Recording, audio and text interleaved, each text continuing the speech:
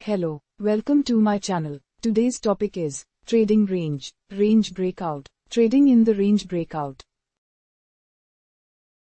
Trading range बाजार का एक बहुत महत्वपूर्ण हिस्सा है। जब बाजार में कीमत बहुत समय तक ऊपर या नीचे के एक दायरे में घूमती रहती है तो कहते हैं कि बाजार एक रेंज में है।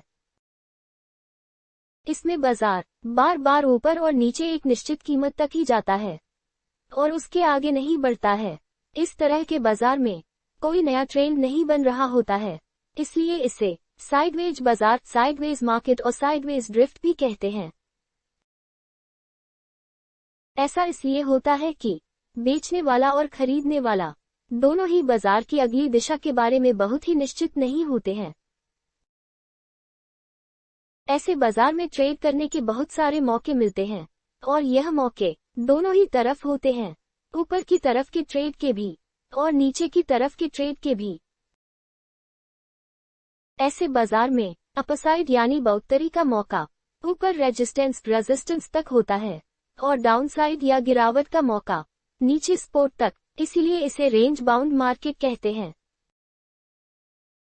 जैसा कि आप देख सकते हैं कि स्टॉक ने 165 के ऊपरी स्तर को और 128 के निचले स्तर को कई बार छुआ और इसी दायरे में ट्रेड करता रहा।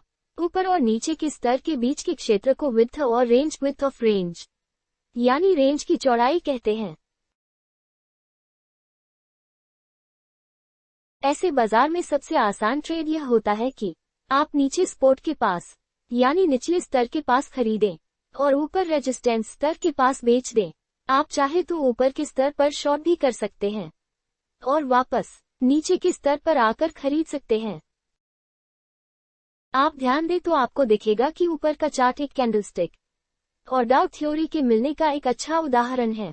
बाईं तरफ से घेरे गए कैंडल पर ध्यान दीजिए। बुलिश एंगल्फिंग पैटर्न आपको लान की सलाह दे रहा है। मॉर्निंग डोजी स्टार एक लान का संकेत है। बेरिश एंगल्फिंग पैटर्न शॉर्ट का संकेत है। बेरिश हरामी पैटर्न भी शॉर्ट की सलाह दे रहा है। एक शॉर्ट टर्म ट्रेडर को यह मौका चूकना नहीं चाहिए क्योंकि इसको पहचानना बहुत ही ज्यादा आसान है। बाजार में एक रेंज कुछ हफ्तों से लेकर कुछ सालों तक भी रह सकती है।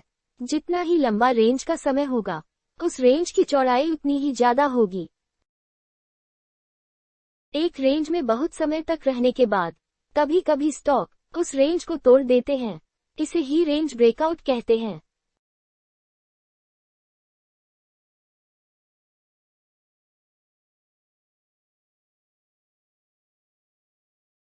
इसको समझने के पहले एक बार यह देख लेते हैं कि आखिर स्टॉक एक रेंज में रहते क्यों हैं।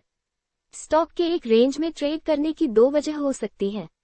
जब स्टॉक को चलाने वाले कोई महत्वपूर्ण फंडामेंटल संकेत नहीं होते हैं, जब किसी स्टॉक में तिमाही या सालाना नतीजों का ऐलान, नए प्रोडक्ट का लॉन्च, नए बाजार में घुसने का ऐलान, मैनेजमेंट में बदलाव, जॉइंट वेंचर का ऐलान, मर्जर एक्विजिशन जैसा कुछ ट्रिगर नहीं होता। जब कोई अच्छी या बुरी खबर कंपनी के बारे में नहीं होती है तो शेयर आमतौर पर एक ट्रेडिंग रेंज में रहते हैं।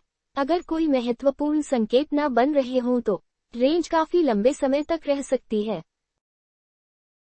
किसी बड़े ऐलान के इंतजार में, जब बाजार किसी कंपनी के ऐसे बड़े ऐलान की उम्मीद कर रहा होता है जिससे शेयर ऊपर या नीचे जा सकता हो तो बाजार तब तक एक रेंज में रहता है जब तक उस ऐलान का इंतजार रहता है, क्योंकि बाजार के ट्रेडर्स कोई कदम नहीं उठाना चाहते। हालांकि इस तरह के रेंज में स्टॉक कम समय के लिए ही रहता है, तभी तक जब तक वो ऐलान हो नहीं जाता। एक रेंज में रहने के बाद स्टॉक उस रेंज को तोड़ भी सकता है। रेंज ब्रेकआउट आमतौर पर एक नई दिशा या नए ट्रेंड की ओर इशारा करता है। रेंज ब्रेकआउट की दिशा क्या होगी यह उस पर निर्भर करता है कि बाजार में होने वाला अगला इवेंट कैसा है और उसका नतीजा क्या निकलता है। इसलिए हमेशा ब्रेकआउट अपनी दिशा से ज्यादा महत्वपूर्ण होता है क्योंकि ब्रेकआउट ट्रेड करने के मौके देता है। एक ट्रेडर हमेशा लॉन्ग पोजीशन लेगा जब स्टॉक अपने रेजिस्टेंस लेवल को ब्रेक करता है या तोड़ता है, और ट्रेडर शॉर्ट जाएगा जब शेयर की कीमत अपने सपोर्ट लेवल के नीचे जाती है। रेंज को आप एक ऐसे प्रेशर वाले चेंबर के तौर पर भी देख सकते हैं जहां हर एक दिन प्रेशर बढ़ता जा रहा है और पहला मौका मिलते ही वो प्रेशर बहुत ही ज्यादा तेजी के साथ बाहर निकलता है, जिसकी वजह से ब्रेकआउट होता है। लेकिन कई बार ट्रेडर को फॉल्स ब्रेकआउट यानी नकली ब्रेकआउट से बचना चाहिए। एक फॉल्स ब्रेकआउट तब होता है जब ट्रिगर इतना मजबूत ना हो कि वह स्टॉक को किसी एक दिशा में ले जा सके। आसान भाषा में कहें तो यह फॉल्स ब्रेकआउट तब होता है जब किसी छोटी घटना को ट्रिगर मानकर रिटेल यानी छोटे निवेशक ट्रेड करने लगते हैं। आमतौर पर फॉल्स ब्रेकआउट में वॉल्यूम काफी कम होती है, क्योंकि स्मार्ट इन्वेस्टर इसमें हिस्सेदार नहीं होती। फॉल्स ब्रेकआउट के बाद स्टॉक वापस अपने रेंज में चला जाता है। एक ब्रेकआउट में 2 शर्तों का पूरा होना जरूरी होता है। वॉल्यूम हाई यानी ज्यादा हो। ब्रेकआउट के बाद मोमेंटम यानी कीमत में बदलाव की रफ्तार काफी ज्यादा हो। यहाँ इस स्टॉक ने 3 बार रेंज से ब्रेकआउट करने की कोशिश की, लेकिन पहली 2 बार फॉल्स ब्रेकआउट थे यानी नकली ब्रेकआउट थे। पहला ब्रेकआउट जो बाईं तरफ के पहले घेरे में है उसमें वॉल्यूम काफी कम थे और उसका मोमेंटम यानी तेजी भी कम थी। दूसरे ब्रेकआउट में वॉल्यूम तो था लेकिन उसमें मोमेंटम यानी गति नहीं थी। लेकिन तीसरा ब्रेकआउट एक सही ब्रेकआउट था जिसमें हाई वॉल्यूम और हाई मोमेंटम था। मुख्य बातें। एक रेंज तब बनता है जब शेयर कीमत के 2 बिंदुओं के बीच में झूलता रहता है। एक ट्रेडर इन बिंदुओं के निचले स्तर पर खरीद सकता है और ऊपरी स्तर पर बेच सकता है। शेयर रेंज में तब जाता है जब आगे कोई फंडामेंटल ट्रिगर या कोई घटना ना हो। एक स्टॉक रेंज से बाहर निकलकर ब्रेकआउट भी दे सकता है। एक अच्छा ब्रेकआउट तब होता है जब वॉल्यूम औसत से ज्यादा हो और कीमत में तेज उछाल आए। यदि किसी ट्रेडर ने स्टॉक को खरीदने का मौका गंवा दिया है तो फ्लैग फॉर्मेशन उसको यह मौका दोबारा देता है।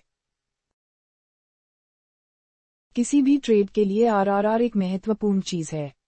अपनी रिस्क लेने की क्षमता के आधार पर अपना आरआरआर तय करें। ट्रेड को शुरू करने के पहले ट्रेडर को हर मौके को डाउ थ्योरी के दृष्टिकोण से भी देखना चाहिए। Flag formation the flag formation, reward to risk ratio the reward to risk ratio, technical analysis के चेकलिस्ट की डिटेल्स नेक्स्ट वीडियो में होगी। Thanks for watching.